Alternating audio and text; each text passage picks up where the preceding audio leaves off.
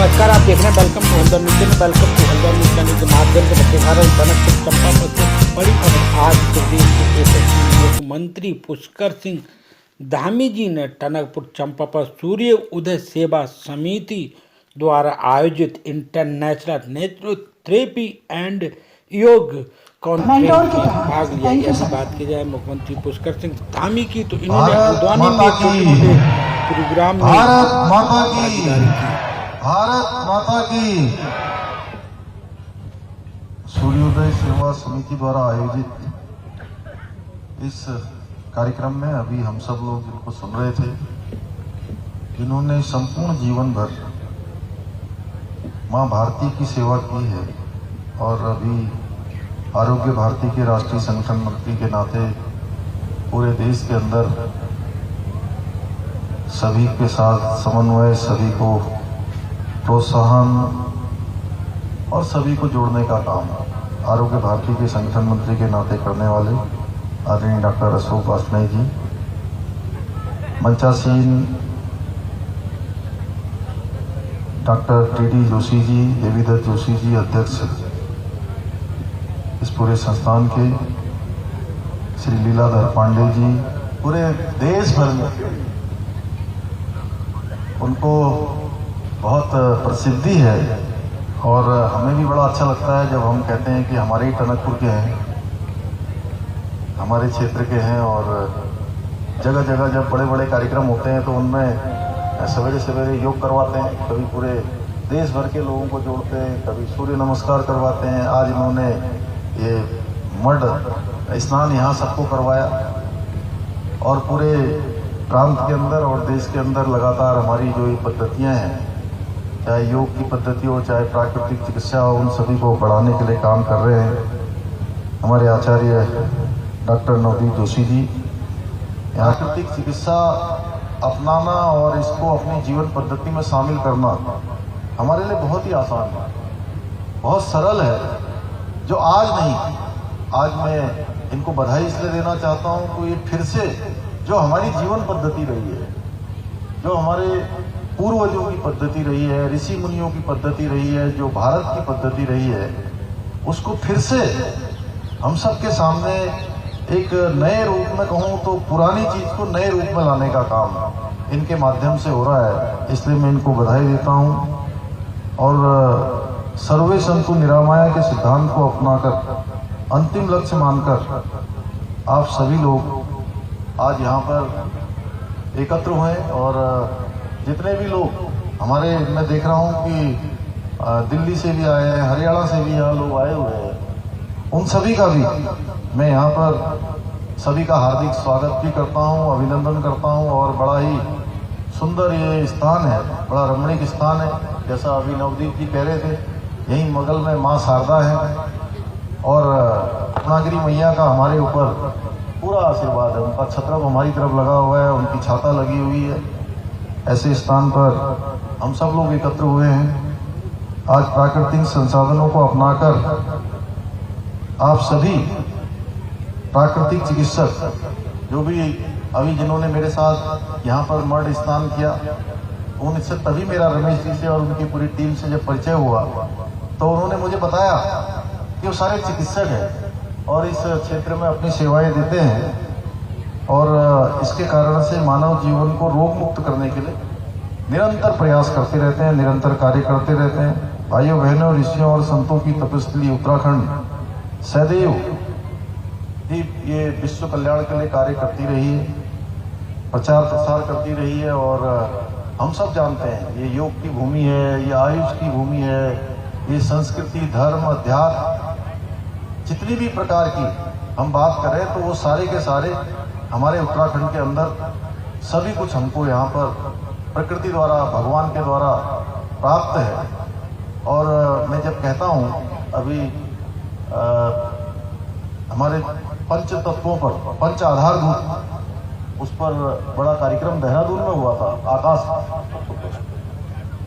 हम नहीं गया, भैया जी आए थे उसमें, तो उसमें भी तमाम प्रकार की चर्चाएं जो हमारी हुई हैं, उसमें कुल मिलाकर सार यही निकलता है कि जो हमारी पुरानी पद्धति रही है, जो हमारी संस्कृति रही है, जो हमारे यहाँ की जीवन पद्धति रही है, वह बहुत ही कारगर हर मामले में। और जैसा आदरणीय अशोक जी ने कहा कि हम सब लोगों ने महसूस किया जब कोई दवा काम नहीं कर रही थी, वो तो मैं देश के प्रधानमंत्री जी का मैं धन्यवाद करना चाहता हूँ कि 1 साल के अंदर ही 2 वैक्सीन आ गई। इसके बारे में हम सोच भी नहीं सकते हैं। एक बार जब देश के अंदर पोलियो आया था तो लंबा कालखंड बीत गया और पोलियो की वैक्सीन ही नहीं आई, 15 साल लग गए। और इस बार हमको 1 साल के अंदर ही 1 वैक्सीन नहीं, 2 वैक्सीन नहीं, 3 वैक्सीन आ भी गई और आने के बाद लग भी गई। स्वदेशी वैक्सीन 2 हमारे देश के अंदर बन गई। और इतना ही नहीं, विश्व कल्याण का जो हमारा एक हमारी संस्कृति रही है कि हम पूरे विश्व को जो है अपना घर मानते हैं, वसुधैव कुटुंबकम की जो हमारी भावना है उसको भी चरितार्थ करते हुए पूरे विश्व के लोगों को वैक्सीन भी भारत की सरकार ने उपलब्ध कराने का काम किया। तो ऐसे कठिन समय में अब वैक्सीन नहीं आती तो हमारे पास अगर कोई रास्ता था तो यही रास्ता था जो हमारे पूर्वजों के द्वारा हमको बताया गया, हमारी संस्कृति के साथ जुड़ा रहा, जीवन पद्धति के साथ जुड़ा रहा। और हमारी जो जीने की पद्धति है उस पद्धति में आसानी से जिसको हम अपना सकते हैं वही प्राकृतिक चिकित्सा है, वही हमारा आयुर्वेद है, योग है, जिन सबको हमने अपनाया। कभी काढ़ा बना रहे थे, योग कर रहे थे, प्राणायाम कर रहे थे, घर का उबला हुआ पानी पी रहे थे, शुद्ध जो हवा में रहने का प्रयास कर रहे थे। तो यही एक मात्र विधा है। जिस समय कोई दवा काम नहीं करती है, ये दवा हमको जो है जीवन देने का काम करती है। ये प्राणवायु, मैं कहूँगा इसको प्राणवायु है, ये अमृत के समान है। इसलिए हम सब इसको अपनाएंगे तो निश्चित रूप से स्वस्थ भी रहेंगे। और एक बात मैं जो आपसे कहना चाहता हूँ वो ये है कि कई बार हम कहते हैं वो क्या है वो कि निरोगी काया कौन से नंबर पर आती है भाई साहब? मैं कहूँगा कि जीवन के जितने भी सुख हैं, आप लोग मेरे साथ बच्चे भी जो है दोहराएंगे, जीवन का पहला सुख निरोगी काया। बोलिए, जीवन का पहला सुख, सभी लोग दोहराएंगे, जीवन का पहला सुख निरोगी काया, जीवन का दूसरा सुख भी निरोगी काया, और तीसरा सुख निरोगी काया, और चौथा सुख भी निरोगी काया, और जीवन का हर सुख, क्या जीवन का हर सुख, जोर से बोलिए। इसलिए बाकी तो ज्यादा पद्धति जो है हमारे नवदीप जी लगातार बता ही रहे हैं, और डॉक्टर देवीदत्त जी, पांडे जी और डॉक्टर अशोक वासनिक जी तो भाई साहब तो पूरे ही देश में अपना प्रवास करते हैं, ये सब बताते ही रहते हैं। लेकिन मुझे जो लगता है कि अगर व्यक्ति निरोगी नहीं रहेगा तो कोई भी काम वो ठीक प्रकार से नहीं कर सकता। इसलिए हम सबको इसी पर ध्यान देना है कि कैसे हम ऐसी कोई भी परिस्थिति हो उसमें सबसे पहले अपने आप को निरोग रखें। ये हमारा संकल्प होना चाहिए कि जो हमारे नियम बताए गए हैं, जो जीवन पद्धति हमारी रही है, उसका हम पालन करें। भाइयों बहनों, आज हमारे देश के प्रधानमंत्री श्री नरेंद्र मोदी जी के नेतृत्व में भारत की प्राचीन संस्कृति, सभ्यता और ज्ञान का परिचय संपूर्ण विश्व को करा रहा है। आज पूरी दुनिया हमारी प्राचीन संस्कृति के मूल आधार योग को अपना रही है और इसके महत्व को भी समझ रही है। उसी का कारण है कि 21 जून को पूरे विश्व के अंदर योग दिवस मनाया जाता है। भाइयों बहनों, यह केवल एक दिन में संभव नहीं हुआ है कि पूरी दुनिया जो है योग दिवस मनाने लगी है। यह हमारे प्रधानमंत्री जी की वर्षों की मेहनत के साथ साथ आप जैसे लोगों के अथक परिश्रम का परिणाम है कि पूरी दुनिया ने हमारी पद्धति को अपनाया है, योग को अपनाया है, और योग दिवस पूरी दुनिया के अंदर मनाया जाता है। आज हमारे राज्य की सरकार केंद्र के साथ मिलकर प्रदेश में योग और आयुष को और प्राकृतिक चिकित्सा के इन सब के विकास के लिए निरंतर काम कर रही है, और निरंतर जो भी हमारी विधाएं हैं इन सबको हम आगे बढ़ाने के लिए काम कर रहे हैं। हम जहाँ एक तरफ योग के क्षेत्र में, आयुर्वेद के क्षेत्र में, आयुष के क्षेत्र में, प्रकृति के संरक्षण के क्षेत्र में लगातार हम काम कर रहे हैं, वहीं हम जो हमारे कुछ ऐसे काम भी हैं जो उत्तराखंड राज्य के लिए बहुत जरूरी है, उन कामों को भी हम अपनी प्राथमिकता पर लेकर उनको भी लगातार उन पर भी निर्णय ले रहे हैं। जैसे हमने इस बार चुनाव से पहले, जो आज चुनाव हुआ था, उस चुनाव से पहले एक संकल्प उत्तराखंड की देवतुल्य जनता के सामने रखा था कि नई सरकार के गठन होते ही हम उत्तराखंड के अंदर समान नागरिक संहिता का कानून लागू करने की दिशा में आगे बढ़ेंगे और इसके लिए हम कमेटी का गठन करेंगे। भाइयों बहनों, हमारी कमेटी ने 6 महीने का समय बीत गया है, लगातार ड्राफ्ट बनाया जा रहा है। जस्टिस सेवानिवृत्त रंजना प्रकाश देसाई, उनकी अध्यक्षता में हमारी कमेटी काम कर रही है। ड्राफ्ट बन रहा है, जैसे ही वो ड्राफ्ट बनकर तैयार हो जाएगा हम उसको उत्तराखंड के अंदर लागू करेंगे, क्योंकि इसके पीछे हमने तर्क दिया था कि उत्तराखंड देवभूमि है, उत्तराखंड सैनिक बाहुल्य प्रदेश है। प्रत्येक परिवार से यहाँ सेना के अंदर कोई न कोई किसी के घर से एक न एक व्यक्ति जरूर काम करता है, बेटा हो, बेटी हो, मामा, चाचा, भांजा, भतीजा, किसी के माता पिता, पूरे देश के अंदर सेवा देते हैं। इसके साथ साथ ये जहाँ गंगा का प्रदेश है, यमुना का प्रदेश है, मां शारदा का प्रदेश है, देवभूमि है और दोनों अंतर्राष्ट्रीय सीमाओं से लगा हुआ हमारा राज्य।